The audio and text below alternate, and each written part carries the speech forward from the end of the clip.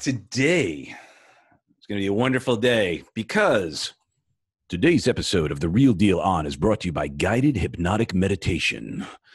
If you're feeling stressed out, full of challenged emotions where you can't sleep, can't rest, and feeling scattered in many ways, download your free Guided Hypnotic Meditation from guidedhypnotic.com. That's guidedhypnotic.com. So I had to throw in our sponsorship by me. So it's an incredible friend and guest here.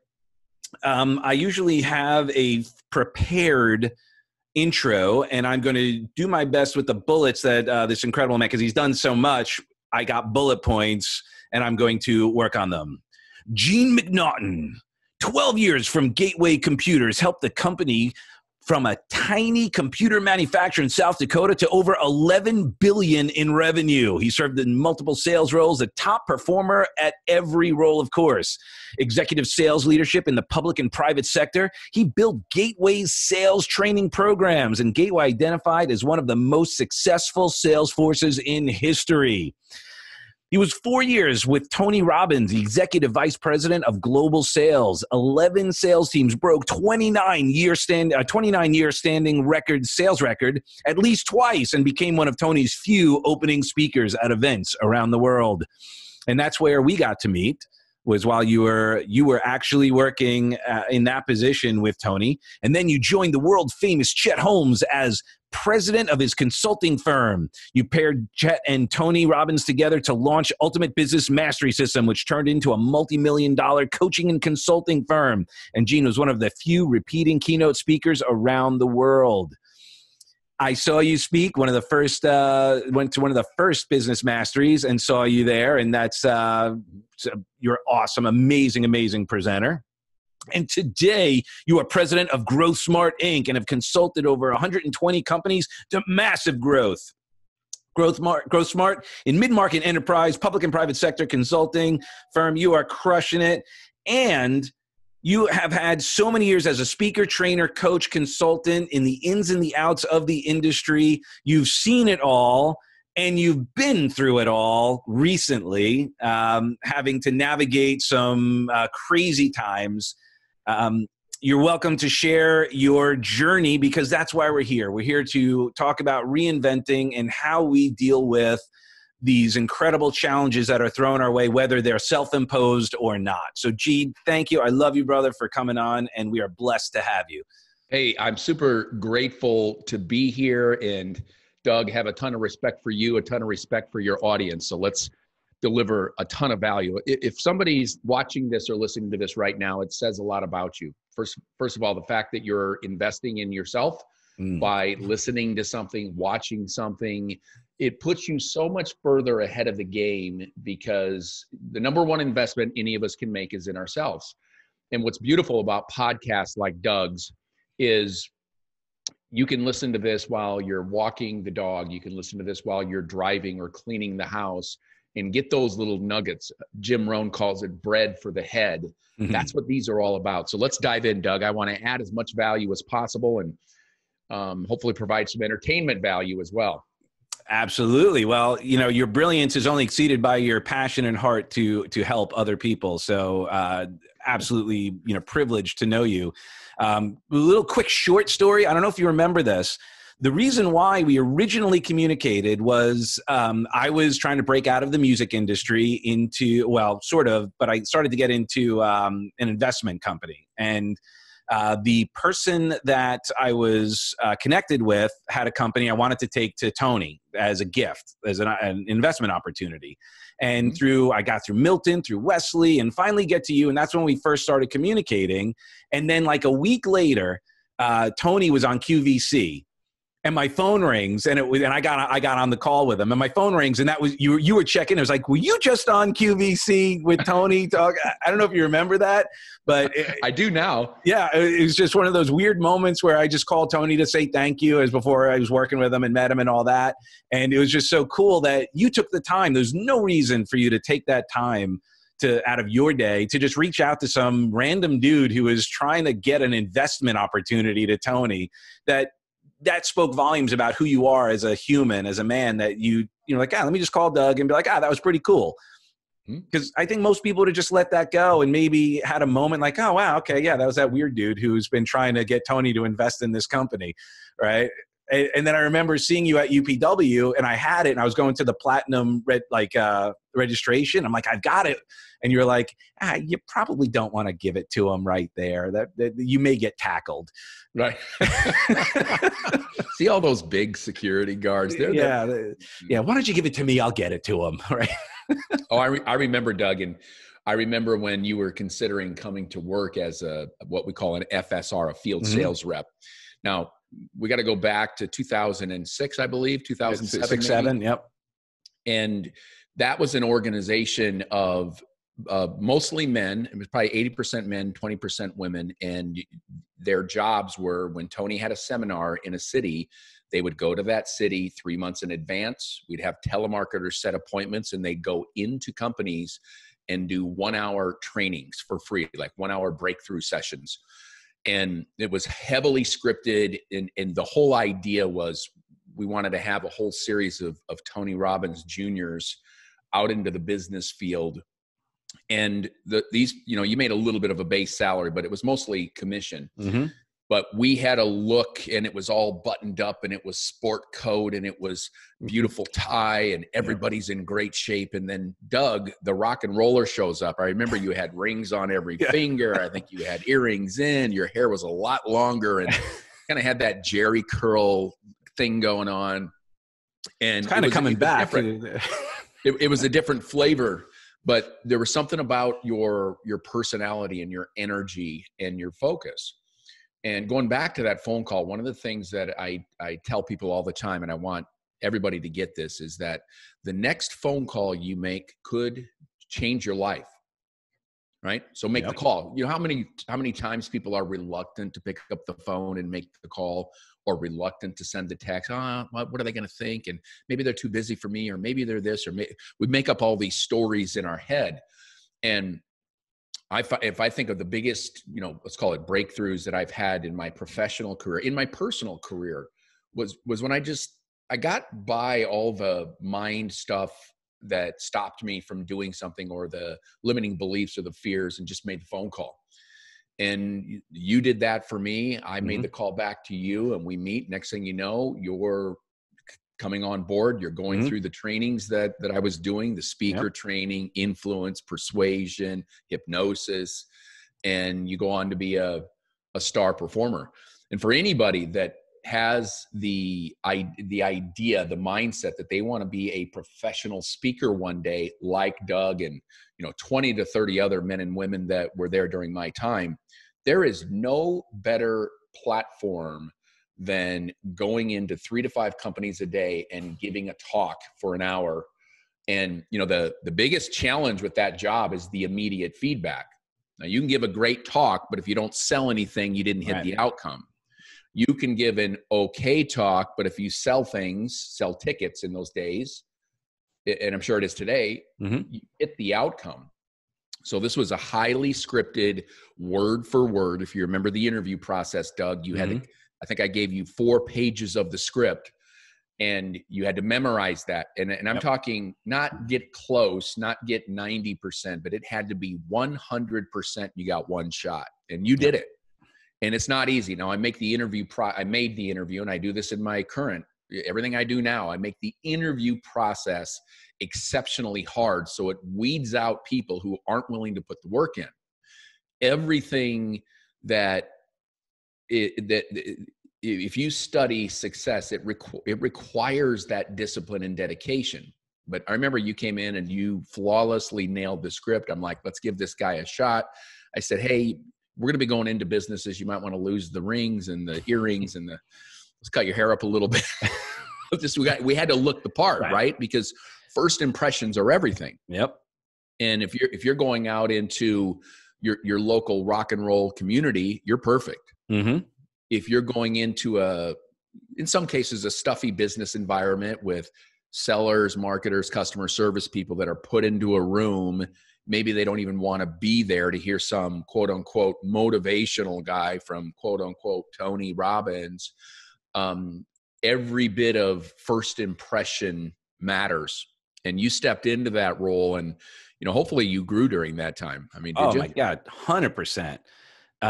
The like you shared, the 3 to 5 a day, traveling, meeting new people, and really having to step up and put ourselves in potentially uncomfortable environments because we were in a groove on one thing. Maybe we're talking to real estate, and then, now we're going into a financial company, or now we're going into an insurance, or now we're just doing a customer service. And how do we connect with all the different mindsets? How do we, the disc was such a powerful tool for us to go, Yeah. oh, okay, cool. All right. So we can modify and calibrate. I was already into NLP, but this is when I really had to apply it on myself first in order to manage, like having to rush to sometimes get to a place early enough, or, do the follow-ups and, deal with the objections or the boss. Or I remember one time, managing our state was the most important. And there was this one time where, we had the printed out introduction, and I had moved a pedestal, like one of the, what do you call those things? Podium. Yeah, podium out of the way, because I didn't use it. I just had the whiteboard and all of that. And the broker comes over and he grabs my notes. He wheels the whole podium back out in front, right away from I moved it. And he takes this whole thing down and he's looking at it and he starts reading it. And then he goes, and here is Doug. And walks away. And like those types of things, those having to be spontaneous, not be thrown off by those situations as a speaker, so powerful, because so many times we don't get the perfect environment to speak in. And this was a great way to learn that. And then learning team, hanging out with you, learning from leaders and learning from the mindset. Oh man, so the best years of my life were in that environment. Well, you are literally going into the lion's den in many cases. Now, Yep. For everybody to get the framework of this, we had telemarketers that would call into businesses in the city of which there was going to be an event. And this could have been a gym. It could have been a car dealership, mortgage, title, finance, network marketing, wherever we could get a group of at least 10 people in a room. And as a speaker, it's an entirely different situation when you get on a stage and people have paid money to be there. They volunteered their own time to be there, and they're in their chair and they're happy to be there listening to you. In that job that Doug was in many cases, they had to be there because the boss made them be there. Yep. And the fact that they were in that room means they weren't doing their job. Sellers felt like they were losing money. Customer service, things were going to voicemail. They knew they were going to get packed up for being out for an hour. So it for anybody that wants to be a speaker out there and wants to dedicate 2 years of their life, go look into being an FSR for Tony Robbins. So just about every single person that we worked with, Doug, is now has their own speaking company. Milton, yep. Roberto, Eli, Jason Cisneros. Because they dedicated time to learning the craft, the science, and then there's the art. Yep. Yeah. And I was a game changer. And I'm so blessed to be part of that community it's a small community. Like we all kind of know each other, and there's almost that there's that nod of like acknowledgement. If you're able to, do that gig, you've got a certain battleground test that, many don't have, that really equips us to be incredible communicators. And I can't thank you enough for, still, staying in touch and sharing, like your journey, because you've been on, talk about an exemplar of, fortitude and pushing through and working with some of the best and having your incredible programs. You've navigated some amazing stuff. Like we brought you in then I went to the treatment center, had you come in when you were with Chet with the BBI, and the work you were doing there was incredible. Different, but equally as impactful and incredible. Like education-based marketing. That's right. Yeah. That's right. So like share your journey in these new, basically reinventions, where you shifted. You have similar, obviously some of the work is similar, but very different in a lot of ways. Well, I think the real key, if I had to nail it down to one thing is understanding the power of modeling. And in Tony's second book, Awaken the Giant Within, he's got a whole chapter dedicated to modeling the patterns and the habits of people that are doing things you want to do. When I was at Gateway Computers, when I was 24 years old and I started selling computers on the phones at night, after 4 months, I found out that hard work was just not getting the job done. I was still in the bottom quartile of all the sellers. I think there were about 50 people selling on the phones then. And that's when I was introduced to Tony's second book. And I'm like, modeling, because there were people around me we were in a call center that were driving nice cars and making great money and selling 3, 4, 5 times than I was. And I'm like, why don't I just talk to them and understand what they're doing? And fortunately for me, I was single at the time, so I could work 12, 13, 14 hours, and it was a fun company. It was awesome. But I took 2 PTO days, paid time off days. And instead of going to do something, I came into the building and I arranged to spend a half a day with 4 of the top performers. And first thing I had to get over was my fear of them saying no if I asked if I could. In those days, you could shadow them. You could sit in their cubicle and there was another jack you could plug the phone in, and I could just listen to every conversation and watch how they orchestrated their files then. There was no CRM. Watch how they talked to people and how they followed up and how they managed their list of people to call. And I took a little bit from each person and then kind of built my own little, 3-page highlight notes. And then I studied that every day. And I went from bottom quartile, and within 3 months, I was in the top 10%. And in the 4th month, I was number 1 on the floor. And that's, to me, was, it was a lesson. Not only did I read it with Tony, but my dad always talked about that in sports when I was in, Little League on. He says, well, go do what they're doing. Right? Like there'd be the kids are on the all-star team. And I'd be crying because I didn't make it. He goes, well, what are they doing? How are they practicing? What are they doing when they're not on the field? How do they stretch out? How do they warm up? I carried that into sports. It was my thing in high school and college. And then it went to the business world. After I left Gateway, I did some pretty cool things at Gateway. And by the way, for a lot of you, one of the things we got to get is that when you know that you're in the right place at the right time, the window of opportunity opens. And Doug, you've heard me say this many times. It opens and then it shuts. And if it opens and you're not ready to give it all and run through that and capitalize on that open window of opportunity, you're going to miss out. I fortunately capitalized on that. And I started heavily listening in the early days to Jim Rohn and Tony Robbins, Brian Tracy, Tom Hopkins were the big ones. Then eventually like Wayne Dyer. And I was listening to stuff as I would drive into the office. I would listen to stuff when I was at the gym. I would play the cassette tapes when I'd go to sleep. And I had read somewhere that if you listen to something while you sleep, your brain still hears it. And I don't know if that's scientifically proven, but I believed it. I still do it. Remember in the day when you could have a cassette tape and you could hit, I don't know what, there was a button you could loop, hit. It would just keep going. Yeah. Yeah. It'd go to the other side. And then when that would get done, it'd go to the front side. And I started to find the harder I worked on myself, in personal development, the better I got during the day on the job. And eventually I moved into a management role. I began to train all the new hires to teach them the things that I had learned to speed up the process, because I was paid a little bit of commission for their performance. And they said, can you build that for everybody? So I said, yeah, I've never been a trainer before. Then I went and took a public speaking course with Zig Ziglar. Oh, wow. With Zig? Yep, with Zig. Wow. In Carrollton, Texas at his headquarters. And that's where, there's a lot of people as it relates to, I look at speaking like golf. There are many, many people that if you ask them if they golf and they say yes. And if you watch golf on TV, it looks super easy. You watch Tiger, look at the ball, test the wind, grab a club, hit the ball perfectly. It makes it look so darn easy. But when you get out there to play it, you may be able to swing a club and hit a ball, but it takes an inordinate amount of practice and technique and discipline to do it right. Yep. Speaking is the same way. I mean, the thousands of people that say, oh yeah, public speaking is no problem. Great. Let me watch you do it. And they're awful. Right.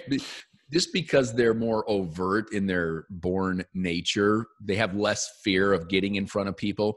It doesn't mean they know the techniques. Yeah, just because I'm not afraid to speak doesn't mean that I'm good at it. Well, but many people think they do. I know. Think they are. But those are the ones that never make it to the stage or can't sell from stage, right? So I spent 3 years, all I did was, after I learned, I had a selling process down that I knew worked, how to sell computers over the phone. I got public speaking training, and then I spent all day, 5 days a week in front of small groups, 10 people, 15 people at a time, teaching the basics and the fundamentals of selling. And I loved it. So now I have the skill set. I learned from Zig how to eliminate the ums and the ahs, how to move your body, how to have good eye communication. I had good content, and it was a perfect match. And then the company, when I talk about right place at the right time, the personal computer revolution exploded in the 90s. Mm-hmm. And we were growing like crazy. And here I am, gung-ho. Now I'm 26, 27. And we decided to open in Japan. We open in Ireland. We build multiple. So every one of those, like, okay, I'm in front of new audiences, speaking, training. I never in my life thought I was going to be a professional public speaker. I did it because I loved it. Well, and on that note, there is a distinction oftentimes between speaking to sell and speaking to train. Mm-hmm. And how did you navigate that? Because those are two distinct hats. Even though they both involve speaking, the outcomes are different, the measurement is different, the call to action is different. So do you have a distinction that you could share, or was it innate for you? Well, now, if I fast forward from Gateway to today, I've seen more than most people, including.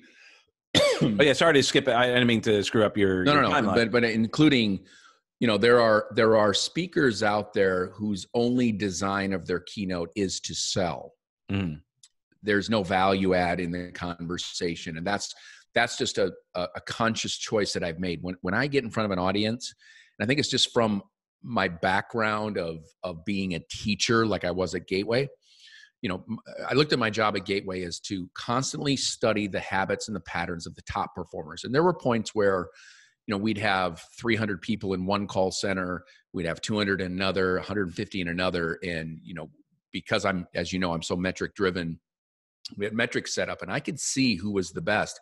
And I would go interview them and study them to make sure that I'm understanding what's happening right now, so I can pluck their best practices, put it in the training manual, and teach others. And that company went from 50 million when I started to 11 billion at the point that I exited, right before 9/11. And then 9/11 had a significant negative impact on the business in terms of the economy and so forth. But speaking to sell and speaking to teach, I follow a pattern of something right in the middle. I'm not a fan, and I'm not judging it. I'm just saying I personally am not a fan of the speaker who gets up that adds no value and hard closes the entire time. It's just not my choice of recipe. I want to make sure that I touch and add value to every single person in that audience, regardless of the audience. Mm-hmm.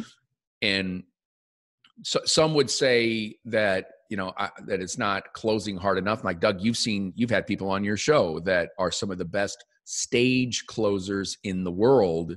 Yep. And I think people that have to rely on super hard closing, go now, last time, 2 left. Oh my God, it's amazing. You're going to change your life, Bob.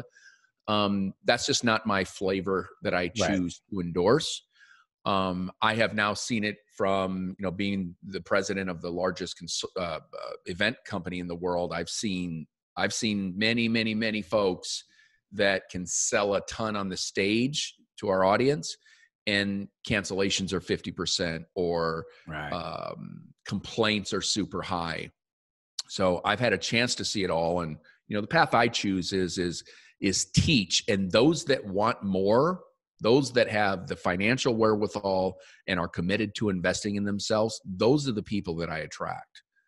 Well, and I would say that your influence on the Tony script is evident, because that training, that presentation was definitely education based, with a call to action. Like people would leave those trainings and be like, okay, that was cool. Like I had, and sometimes if you weren't careful, they got too much of a breakthrough during the presentation and didn't want to take the action because like, oh, you gave me so much to think about and work on now. Like I feel so great. So, and that's the temperament where, you know, that's the art where you can deliver enough education, enough motivation, enough inspiration, but the inspiration is to take the action to continue rather than feel like there's enough to go, okay, I'm good. One thing about selling from stage is this, and this is, if you've never done it before, over and over again, this is something that everybody's got to get, is you are in the middle of a room or you're on a stage in front of 10 or 1,000 or 5,000 people, and you get immediate, instantaneous feedback. I mean, you want to talk, people talk about, you got to put yourself out there. That is the ultimate in putting yourself out there. Because I'm sure you've been there, Doug. I've been there at points where you've given great value. You're doing okay, if you want to take the next step, then go to the back of the room or fill out the paperwork or do whatever. It's usually one of those two, and nobody moves. Right? I mean, there's no more humbling feeling than that. And that becomes the chasm. Now what the great ones do is they have 5 closes. Right. And then each close gets you know what, for those that, you know, I still got 20 spots left. I'm going to cut the price in half, or I'm going to add another session. Or I'm going to add this, or you're going to get a personal call with me, or I'm going to give you this gift bag. The pros have this thing wired out. But going back to what I was saying is that if somebody wants to learn to sell from stage, I suggest that you study it and you practice. Just like anything else. Mm-hmm. There's the science of doing it.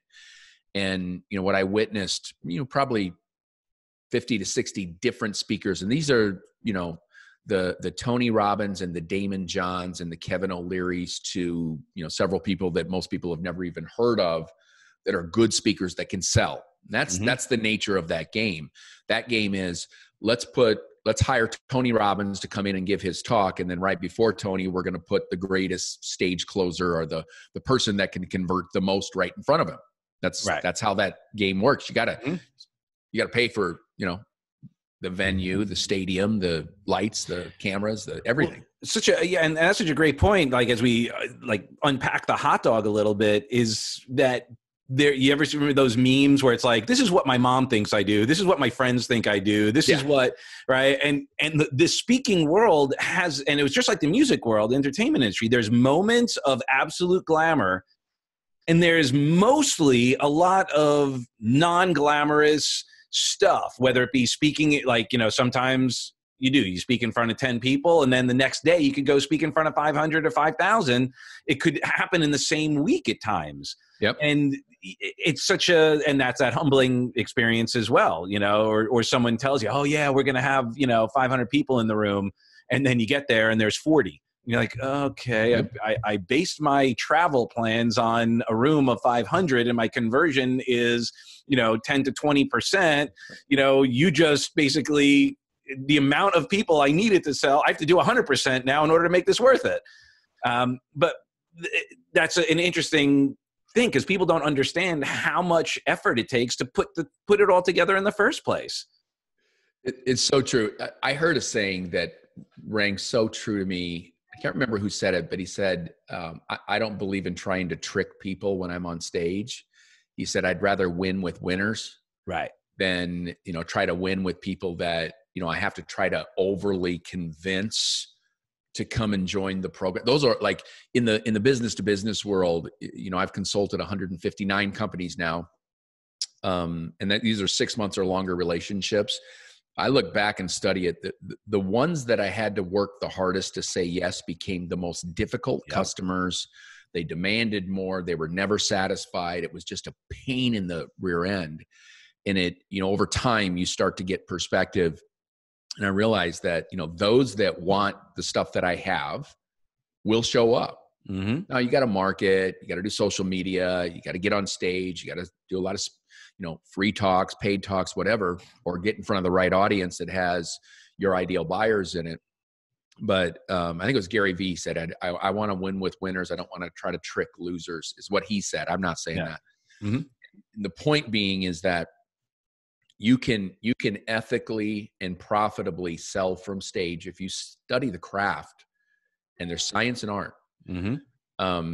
I see so many people get up there that don't have notes. They don't have a plan to talk. Now, if you go back to your days with Tony Robbins, Doug, you had I don't know what it was, 20 some odd page script. And there was no option for you to vary off of the script. And it was wired down to the minute, like 52 minutes, because it had to save some time for Q&A and wrap up and all that stuff.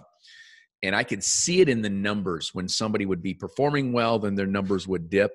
I'd say, okay, do a recording of your talk, send it to me. We'd watch the recording, and yep, there's that person. They got off the script, and they got long on their story, or they embedded some other things they had learned because they read a book from, whoever or whatever. Yeah. And, the best of the best, I had the luxury of being behind the scenes with Tony Robbins for many, many years. And you would think this guy that has been, living a public life, being a professional, let's call it speaker, he's far more than that, as you know. No. You would think that he didn't have to read notes. And I would watch his preparation to give the same talk that I'd seen him give 50 times, that to the point where I could almost give at least a portion of the talk. And he is studying. He's got his team around him. They're going through his timelines. They're going through, okay, at this stage, you're going to introduce this piece, and these slides are going to go up. Never in my life seen somebody prepare as much as he does. I mean, he's the best in the world for a reason. It's not because of some God-given talent. He's the best in the world, just like the greatest golfers are, just like the greatest fighters are, because of their maniacal studying of the craft and their maniacal preparation to be excellent every single time they show up. Yeah, I remember there was a section Tony was adding a new piece to UPW, and Scotty was like, he was up all night practicing this 45-minute edition that he has. That it's like, it's not like he makes it up as he goes. This was like, he worked it. Like, he did not sleep last night for that 45-minute piece. Yep. And it's just, it's crazy because he makes it look so easy. Everyone thinks that it's just natural talent, and it's natural talent from working at it. I think what nature gives, some of the most impactful people in our lives, past and present, is a passion. Yeah. Right. And, I've seen Tony, after speaking for 14 hours, his voice is gone, his body, he's in pain, his back, his legs, he's got body workers, he's got chiropractors. And, I watched him. We had a period where there were he was either traveling or speaking for 3 weeks in a row. And as everybody knows, one plane ride can kind of work your back off a little bit, but when you're, flying 14 hours to get to a place, there's no time for, to make up for the lost sleep and so forth. And he goes, and he was just spent, and he still had 3 more hours the last day of Unleash the Power Within. And I'm like, there's no way he's going to do it. He couldn't even vocalize. His voice was so torched. Wow. And I watched him get some body work done. It was like a 90-minute break for dinner the third night. And come out and find the strength and find the energy inside through his routines, right? Everything he does before he goes on, and go deliver maybe the very best 3 hours. And I've seen that. I saw 26 Unleash the Power Within. I had to be at all of them, right? Yep. As the leader of sales, and watched him do that. And there's an innate passion, but I think the biggest lesson for anybody listening to this and watching this, that if you have a chosen path, if you have a calling inside of you, and you're willing to do the work, and remember that you don't have to go make this up from scratch. You can talk to people that have done it. Doug, or a lot of people, he's mentioned, and they have podcasts and they got videos and they got YouTube channels, but you watch what people that are making a living off of, let's call it public speaking, of selling. If you do the right work in the right order, and you do it often enough, then the right things will happen for you. 100%. And have you carried that with you through that same mindset when you pivot? Is that where your head goes? Is like what I'm hearing and what I've applied as well is modeling and then doing the work, finding, like, are you looking more at, because I know you're a numbers guy, how, I know you have so much personal development work anyway with the natural mindset, but are you also, when you're looking at those people succeeding, are you looking at their mindset and what is their belief system around it? What are their models of the world around their success? I am. And 10 years ago, the way that we could understand this was by reading their books. Right. Or maybe buying their program, or there was a little bit of stuff on YouTube. That was just 10 years ago. Yeah. It was 2010, right? Yeah. And the beauty of what we have today in podcasts, like we're doing right now, is you get to hear what's going on currently in their mind. Whether it's, I like to listen to Gary Vee. I listen to Tony's podcast. I listen to a guy that I happen to personally know, but I'm a big fan of his work. His name is Satema Gali, Gali. He was a former pro football player, made a ton of money, lost all the money.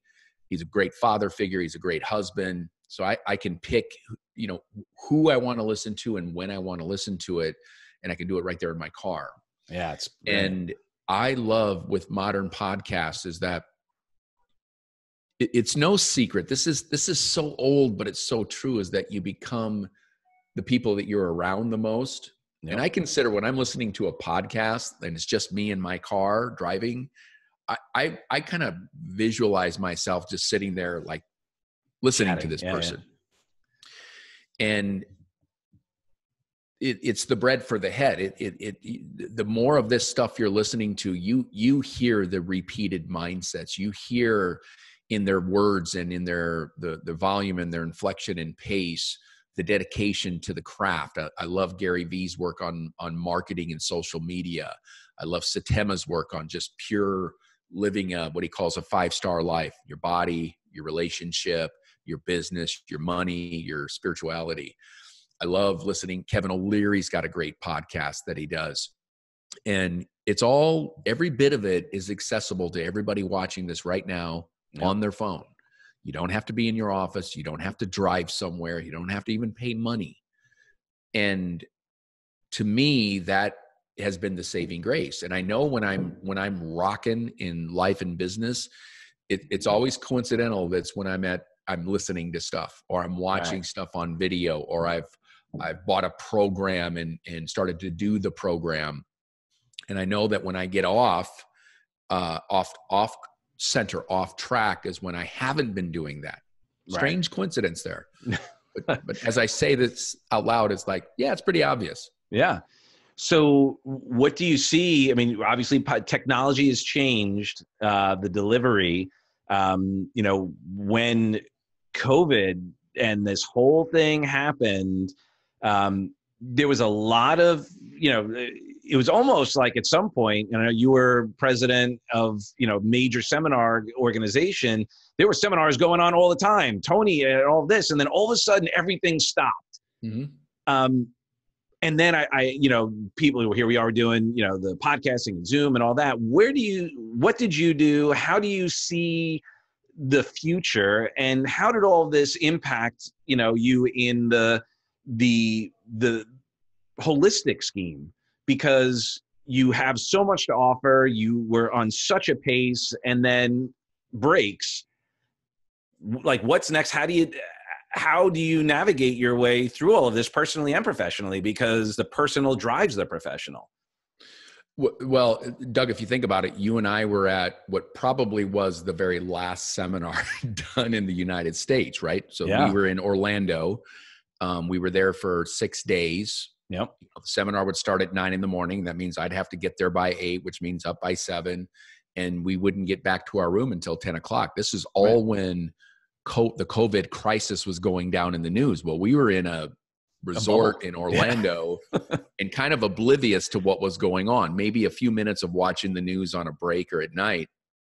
And at that time it was still like, this isn't real. This isn't real. And, I had been for a year and a half on a feverish pace, running the largest seminar company in the United States. And, I ran it for the Americas, and then I was part of the senior counsel for the global company, which, to give you a frame of reference, that company did 520 seminars last year. 520 somewhere, in the world, there was a seminar going on. It's more than one a day. It's insane. It is. It is literally, like, if you really try to fathom that. No, I didn't have to run everything outside of the United States. There were other people, but even in the US, we did over 40 seminars. That's a lot. Yeah. In some cases, we'd have 2 going concurrently, maybe 1 in Chicago, 1 in LA. And, all of that's under my purview as the president of that company. And I was going at a feverish pitch. Now, there's pace. Now, I loved what I was doing because we were impacting thousands and thousands and thousands of lives in a positive way. But there's also the business side of it.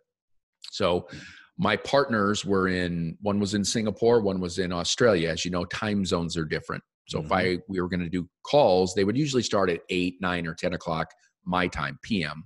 Right. And then the Americas business, because of, I'm on the West Coast and the East Coast, I would be on calls as early as 6 a.m. So literally going at a feverish pace. And between Jennifer and I, we have 7 kids. So I had a year and a half of what I would say beyond unhealthy full tilt.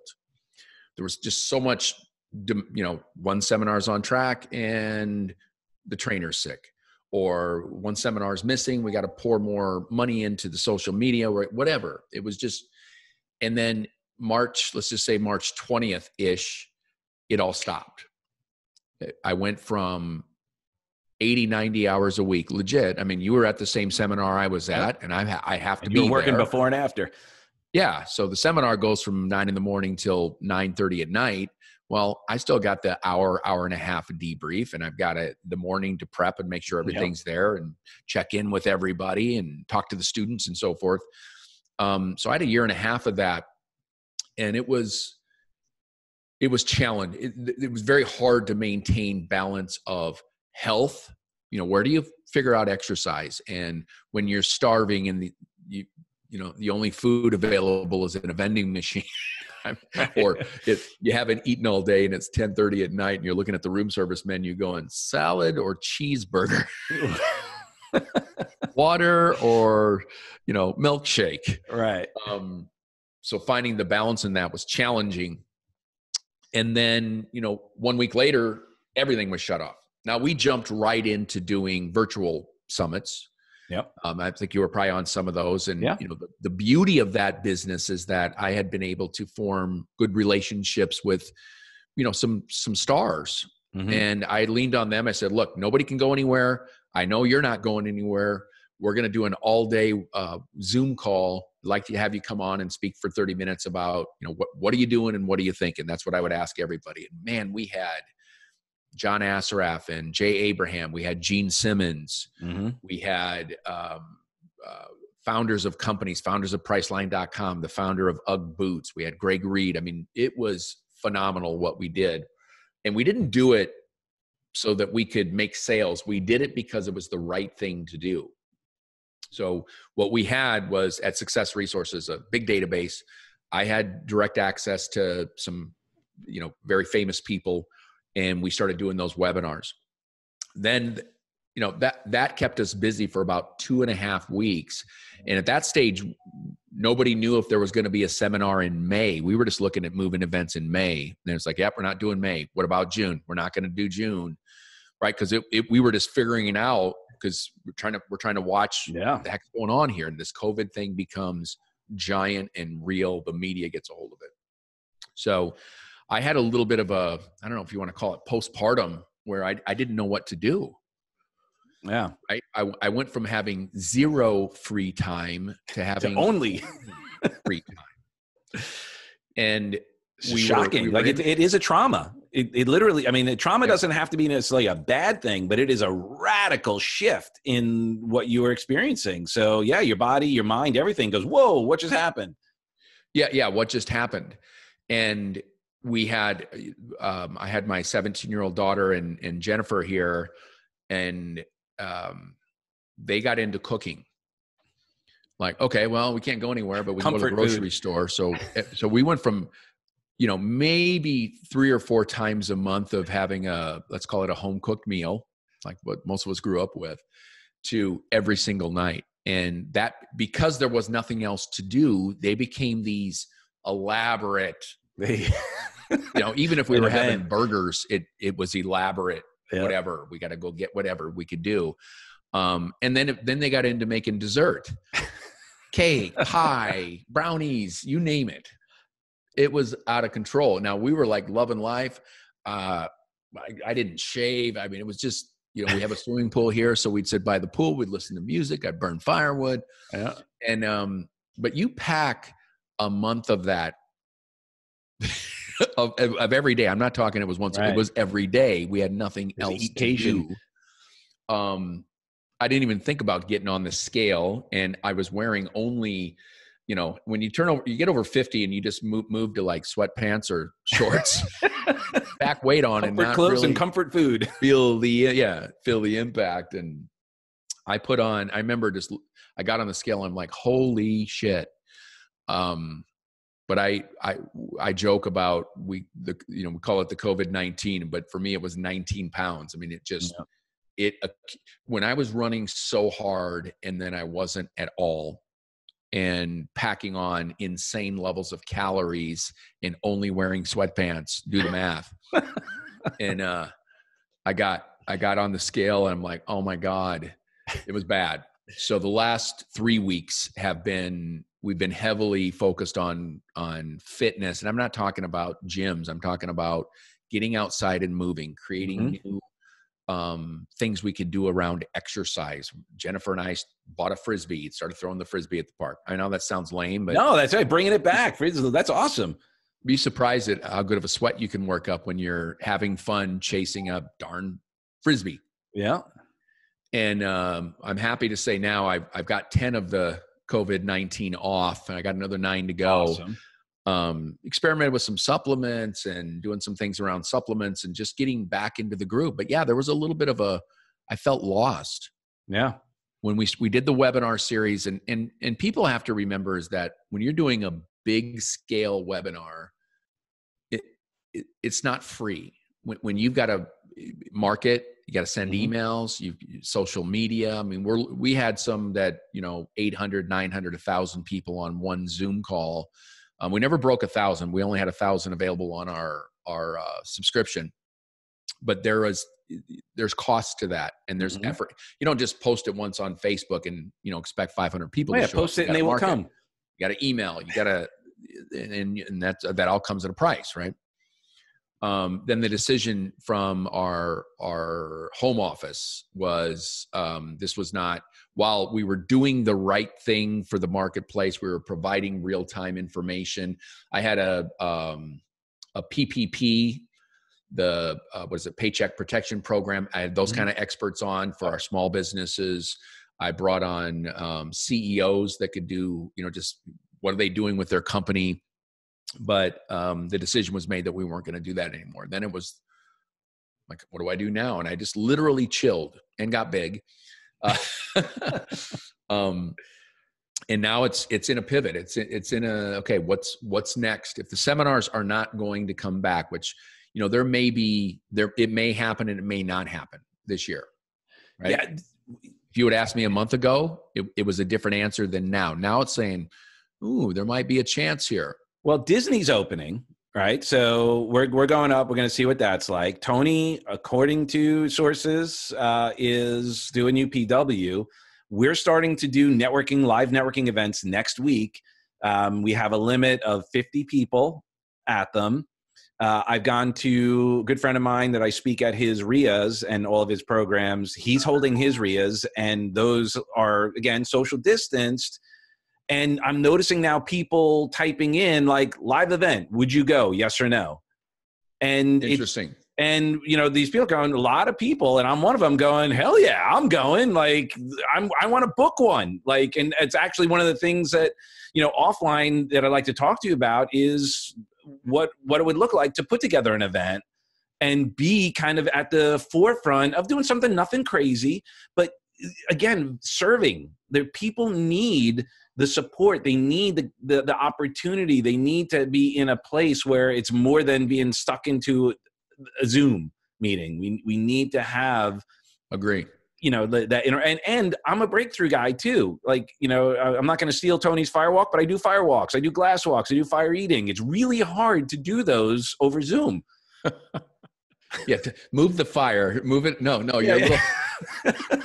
Well, here's what I'd say is one thing we got to accept is that each state is different. Different, right? Exactly. So in California, it's been said in the past that there will be no sports activities in all of California. Well, how does that affect the NBA, football, college football? Yeah, the team's going to move out. Will they college period? Yeah. And those things are changing on a regular basis. So staying on top of it is important. The second thing is, for example, Jennifer and I are going to the dentist today, and we had to fill out paperwork yesterday online around COVID. There was a special form with 10 questions on COVID. Have you been in contact? Have you been in a place? Do you know anybody that has? So forth. So there's protocols. Now the event business, I predict, is going to be very similar. Yeah. Right. Because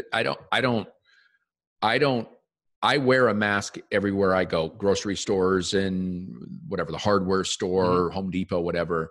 But I wear glasses, as you can see. And when I wear a mask, my glasses fog up and it's hard to breathe. So it's, I went to a restaurant for the first time on Saturday night. We met some how friends. was that?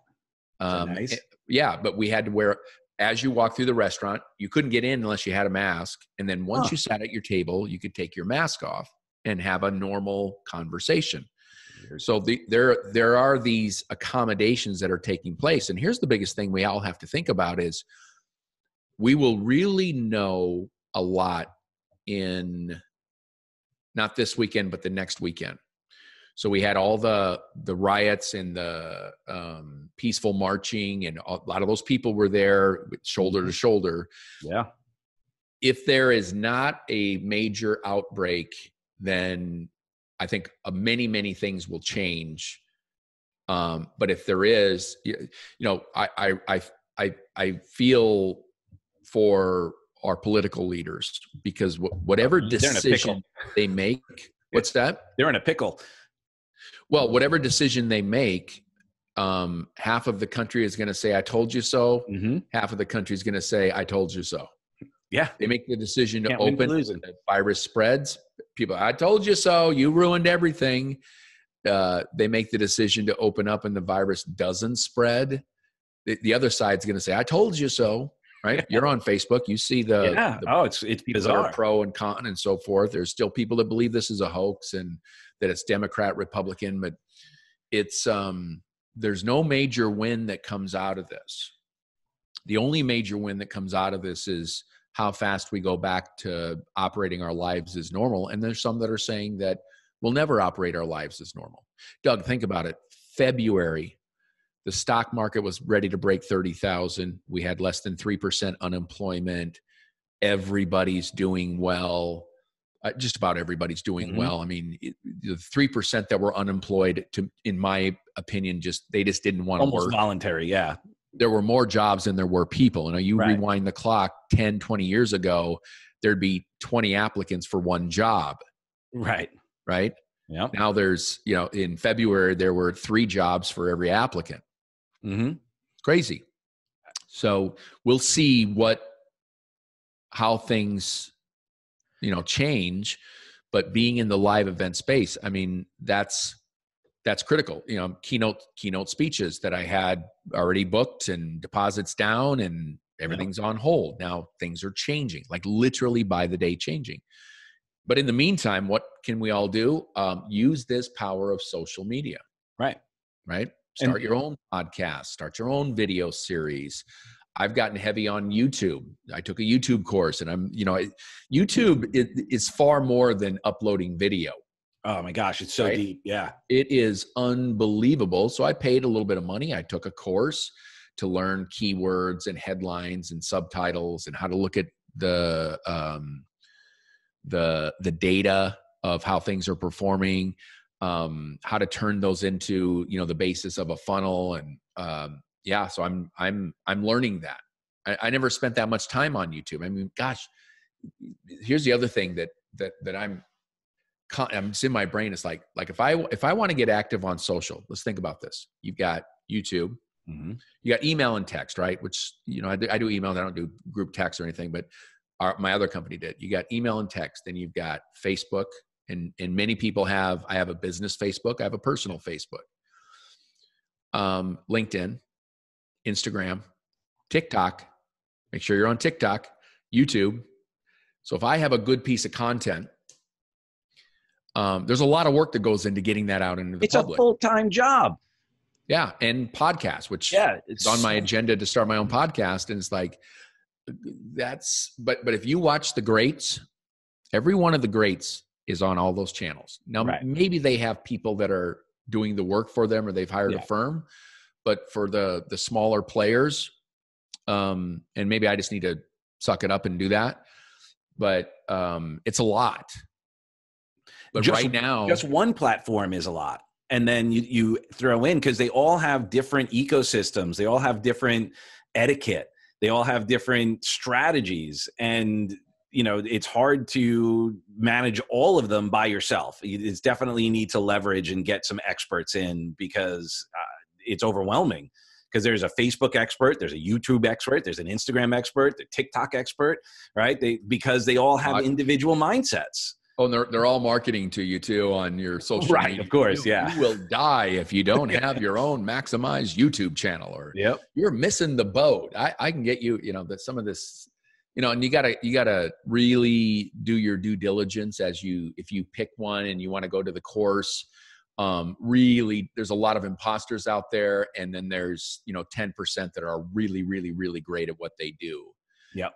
And that's how I chose the YouTube group that I joined, and I'm getting a little bit more active. And but yeah, going back to going from 80, 90 hours a week to what do I do with myself right now? And for a month I watched Netflix. I ate more food than what a normal human should eat. Now I'm on the other side and pivoting into, kind of that Satemic Ali calls it a 5-star life. Rate yourself on a scale of 1 star, terrible, 5 stars. You're crushing it in the 5 areas: body, physicality, relationship, family, career, money, and spirituality. There's 6. I think I got 2 of them intermixed.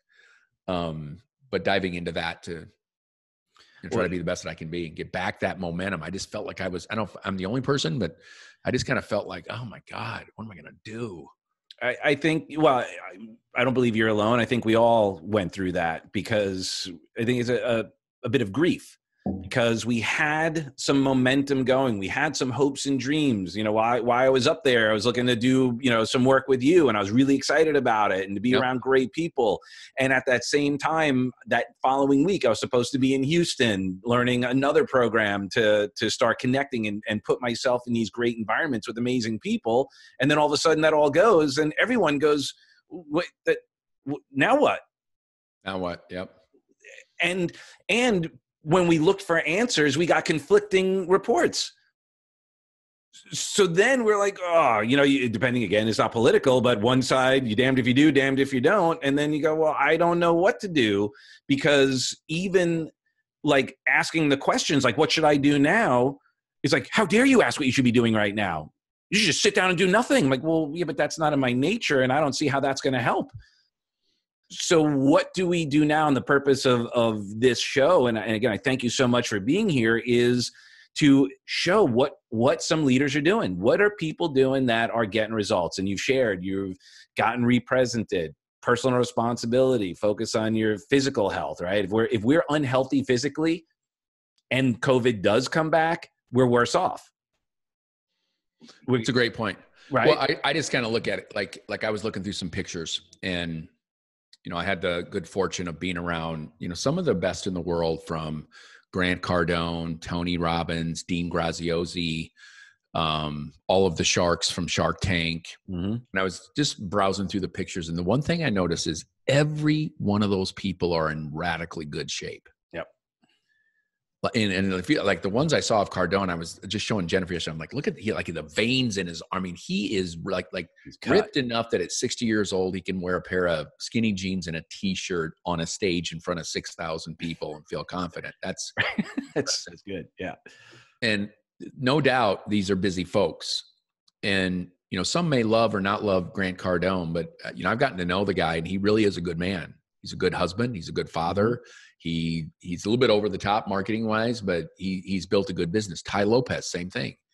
I met him, and first thing I noticed was that they all wear those tight t-shirts and there's very little fat on their body. And I'm like, those guys, I mean, no, not like assessing who's busier than other ones, but I know they're damn busy, but they find time to get their workouts in. They find time, they're not, double cheeseburger milkshaking at 10:30 at night in a hotel room. Right. There's no way they couldn't look like that. Yep. And I started, this is just coming out right now, but I just kept saying, what's my excuse? Why am I not in ripping shape? Right. It was discipline. It was lack of discipline. Mm-hmm. Now that's in the past. Right. And I can get on the right track. Just like anybody listening to this or watching this, you can get on the right track starting now. Right. And then you can start looking a little bit further out. I love this idea of saying, I'll ask you, Doug, like 100 days, if you could rewind the clock to 100 days ago, which would have been, let's just say that would have been the end of February. Mm-hmm. Everybody's crushing it, right? Your schedule's probably, you got trips already on the books. You got trainings you're doing. You're thinking of new ones. The money that you had is growing. If you had it anywhere in the market, it was doing well. Most likely the opportunities were everywhere. And if you could rewind the clock, knowing what you know now, would you have made different decisions in February? Knowing what would have happened, that was coming. We probably, would have done some things different to prepare. Because, or even if somebody said, look, I know for a fact that we're going to go into this unbelievable life-changing circumstance. And let's say you had money in the market. Let's say that you had trips on the books. Let's say you were putting money somewhere or not, or you were practicing healthy habits or unhealthy habits. But if you would have known what was going to happen in 100 days ago, you would have made some different decisions. Right. Yeah. Right. Of course. Now, the truth is, 100 days from now, we're all going to show up somewhere. Let's just say 100 days from now, June, July, August. Let's just say that's going to be October 1st. Like it's hard. I mean, can you fathom what Christmas is going to be like right now? Thanksgiving. No, and we're planning. We always go to New York. That's our every year we go to New York for Christmas. Okay. Well, it's kind of for the first time in your 40 some years. I don't know how old you are, but it's like, I can't think that far ahead, but I can think in terms of 100 days. Right. Like just changing the framework. Like I'm a big believer in, most people will tend to overestimate what they can do in 30 days, but they radically underestimate what they can do over the course of a year. And I've just shortened it to 100 days to say 100 days from now, it's October 1st. What do I want to look like? What do I want to be doing? What's my money situation? What's my relationship situation? What's my home situation? My parenting situation? So what everybody can do upon hearing this is start saying, okay, I'm going to look at 100 days out. Because there's some unknown things are going to happen. Yeah. Flip of a coin things. It's either going to be, we're in tremendous lockdown in July because COVID came back like some are predicting, or it's business as usual. We can go into any restaurant in any store. Wearing a mask is optional. It's hard to say. Saturday, we forgot something. I had to run to the store. I forgot a mask. I'm like, I'll just run into Target real quick. I look around. I'm the only person in the entire place without a mask. I felt like an ass. Did anyone say anything to you? No, nobody said anything to me, but I got some looks and I'm like, totally get it. I'm just going to grab this thing and get out of here. It's a different world, right? Yeah. Right. Well, what's interesting here, we have little pockets of that. Most people are not wearing masks and definitely not as much. And there are some pockets that are like, mask, no entry, no mask, no entry. But other places are like, yeah, we recommend it. You walk in and everybody's just, kind of hanging. Certain pockets. Most of the convenience stores are no mask, no service. Yeah. That's been the big, no, I'm in California, right? It's a little bit different than each state is its own thing. Exactly. But my point is that what can people do is, I know when I have a goal, this is my own life habits. When I have clear goals and I'm doing things on a daily basis to take me in the direction of that goal, such as I have a weight goal I want to get to, a physical fitness goal I want to get to. And the COVID-19 in weight was real for me. I put on 19 pounds. Now, some of it started like prior to Orlando in March, when it just, when you go to an event and there's a buffet for breakfast and there's a buffet for lunch, there's a buffet for dinner, and you're tired and you're on your feet, and I'm not just eating salad and carrot sticks, I can promise you that. And there's dessert and there's soup and there's bread. I started putting on weight from my best weight. And then COVID, just laying around, being sedentary, eating food, drinking soda, milkshakes. I mean, it was just like this free for all, but now I'm on the other side. So 100 days from now, what do you want out of your life? And look at all the areas.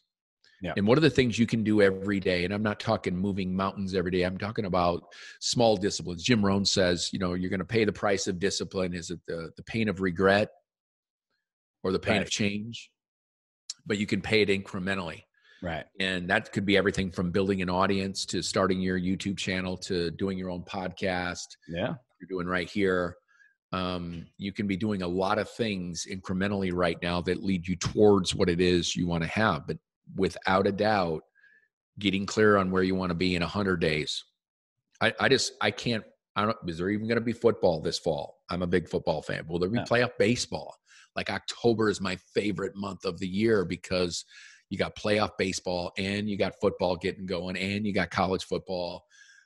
It's just, it's a mecca. So it's great right now. However, I can control what I do every day. And that's so powerful. Yeah. The small goals, to be focusing on that. So we don't feel that overwhelm and focusing on all the problems and all the challenges as well. What can I do? The serenity prayer, right? What can I do right now with things I can control? And there's things I can't. So let me just work on the wisdom to know the difference, right? Right. And the truth is that you and I control what food we put in our bodies, what we watch on television, what we put on, what podcast we listen to, when we go for a walk, if we exercise, if we pray, meditate, all of those things. These are all personal choices. And it boils down to that goal and personal responsibility, from what I'm gathering from your wisdom to our ears. I'm going to be very interested to understand what happens in the recovery world in July, August, and September.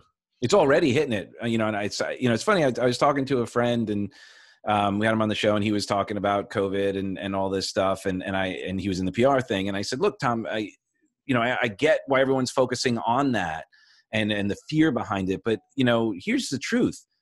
Since this has happened, my wife, Heidi, and I got deathly concerned about the recovery community, the mental health community, and all of that. And here's what we have experienced. No one we know has died from COVID, and very few people have had it.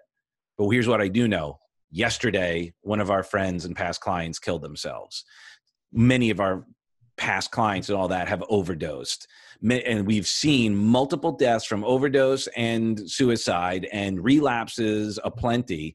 And nobody's talking about it. Well, it's the perfect bad storm. Right. So somebody that was contemplating that they had a problem, somebody that knew they had a problem was starting to take action, attend AA meetings, maybe they stopped that. Go to a detox. So anybody that was on the fringe or was brand new, the perfect bad storm, which is, you don't have to go into an office every day. You don't have to talk on the phone. As you know, Doug, addiction is a very lonely and isolating situation. It's a disease alone. And I know that too. I'm not saying I don't and you do. I've been there. Yep.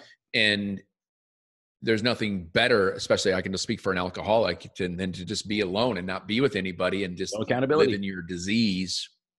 Because you can't really, when you're in the middle of it, you don't really get, you just don't pay attention to the negative health effects that, alcoholism and drug addiction causes. So we've had, let's say, April, May. So we've had 2 months of where it's perfectly okay. It's recommended that you're quarantined. And the liquor stores are all open. Can't go to church, but you can't go to the AA meeting, but you can go get the booze. That is correct. Yeah. I'll speak. I've only been I haven't left California, but that is correct. Yep. And you're not supposed to be around any, to have the discipline to move from an active addict to a clean life, sobriety, required part of the idea is get around other people that are fighting the same fight, get counsel from people that have fought the fight and are, 10 years, 20 years, 30 years of clean life. And I've gotten on a couple of Zooms because they're doing meetings via Zoom to share my story and to share clean life and where I was to where I am. And, I'm not ashamed to admit my own past challenges. And I feel for those people. And I think that you're right. It has not been talked about anywhere. And I got to believe it's a bubbling storm that's happening. It's just not in the public's eye right now. It's starting to a little bit, and I know, like or hate Trump, he's brought it up since the beginning. He's always had that as a concern of his. But I have some friends in the recovery world, Jennifer Jimenez and Tim Ryan and Darren Prince, and some of these, like recovery advocates who are now finally starting to be invited onto some media environments to share and to offer advice, because I think maybe they're realizing that this is a need. But it's going to be very interesting in the next few months to see how that all, turns out for people. And I'm, we're there. I have a friend that lives in a different state, and he was a sales guy that would have to go into the office every day and then go out and see clients, come back to the office. Well, that office is shut down, and all he has to do is be on a Zoom call at 8:30 in the morning and randomly at the end of the day. And up until 2 weeks ago, couldn't go out and see clients. It was a face-to-face, go out and meet people and sell things, high-end stuff. And he was just before going, he went that same weekend we were in Orlando, he went to detox. And I'm like, this is not going to be good. Like he went and got cleaned up for 5 days, came back to staying at home. Yeah. Right. Then the liquor stores are open and, everything's closed down. I'm like, there's no way. He does not have a fighting chance. And I was right. Yeah. Now, and I talk to him every day, just, it's part of our job, right? Yeah. To help others. He got on I thought he was going to get fired because, if you're up drinking all night and try to show up for an 8:30 Zoom and you got to see somebody's face and it's pasty and it's puffy and what the aftermath effects of binge drinking. But so far so good. He's alive and he kept his job. So, but it's just it's a bad perfect storm for people in recovery or considering recovery or know they have a problem. So, and mental health for people who are prone to anxiety and depression. This is, creating, such a perfect environment for that too. It's nuts. And well, that's why hopefully we can continue to be the light and help people see what's possible. I would love to talk longer. I have a call in 5 minutes. Is there any last words? Thank you so much. Is there any last words, any way that we could get in touch with you? Anything that you're excited about that you can let people know about right now for you? Well, I'm super, a couple things. One is we use this time to relaunch my consulting company's website. It's growthsmart.com, growthsmart.com. Go check it out. And we got a ton of free tools, free resources, everything from sales scripts to marketing tips to if you're a Salesforce.com user, we've got free tutorials on there. We are really proud of that. And if you've ever built like a modern day website that's got hundreds and hundreds and hundreds of pages so people can get stuff they want, it's been about a year-long effort, but everything got accelerated in April. And we were able to apply our time and just get things written. And it's still a work in progress, but it's so first class. And then if I have a best-selling book, if you want to get a free chapter of my book, go to thesalesedge.co, not .com. I couldn't buy .com. It was taken. Thesalesedge.co, and grab a free chapter of my book. It's the best chapter in the book on how to run the perfect first meeting. If you're in sales, you know what I mean? When you're sitting down with somebody, you've done all the work to get them to that Zoom call, that free interview, whatever it is you do at the very beginning. But most people have never really studied how to run the perfect first meeting. What's the format? What's the scheme? What are the questions you ask? What are the questions you don't ask? What's the right order? So go grab that. Those are all free things. Beautiful. Awesome. Well, I'll put those in the text boxes as well. And thank you so much, brother. I love you for who you are and who you aren't. And I look forward to more rock with you, brother, for sure. Hey, that was a fast half hour. It's 90 minutes. Woo. Why did we say it was going to be a half hour? I said it was going to be an hour and a half. Oh, okay. Good. I missed the hour and a half. No, I love it. This is great. I mean, listen, if you're still listening at this point, and you know, Doug's a great resource. I'm a great resource. And you know what you find in life? Here's what I'll close with, is that we all have people in our lives that come and go. And about 95% of, and this is no science to this, is just my off the cuff. 95% of people come and go, even if you have a good micro relationship, you worked on a project together, you worked at a company together for a short time. And then there are about 3 to 5% of people that for some reason stick in your life. And you may go a year without talking to them, but then when you do talk to them, it's just like you never skipped a beat. That's you and me, Doug. Yeah, for sure. And I want to encourage you to think of those people in your life and really accept that why did those people stick in your life? Now, if I look at me and Doug, values, beliefs, we can disagree and still be friends. I like what he's about. He does things that I want to emulate. He shows up. You know, if you think about the people in your life, not the ones you have to be around, like your family and all that stuff. I'm talking about the people in your life, of the 95% that come and go and the 5% that stick. What is it that causes them to stick for you? And that's where you can start to see your kind of your value chain. Now, I do want to remind everybody, it is so true that when you get around people that are achieving at high levels and you really get around them, I'm talking about really reading their stuff or watching them on social media, or even if it's your neighbors, people you're around. But if you're getting around people that are playing the game at a higher level often enough, you will find yourself playing at a higher level. If you get around people playing at a lower level, you're going to find yourself playing at a lower level. So pay attention to that. I know it, you've heard it a million times. You become the sum of the 5 people you're around the most. It's true. Ooh, 100%. It's true. Some of these things we roll our eyes at. Oh, you got to have a goal, and your attitude determines your altitude. It's true. It's all true. Yeah. It wouldn't be so known if it wasn't. It's in the Bible. Yes.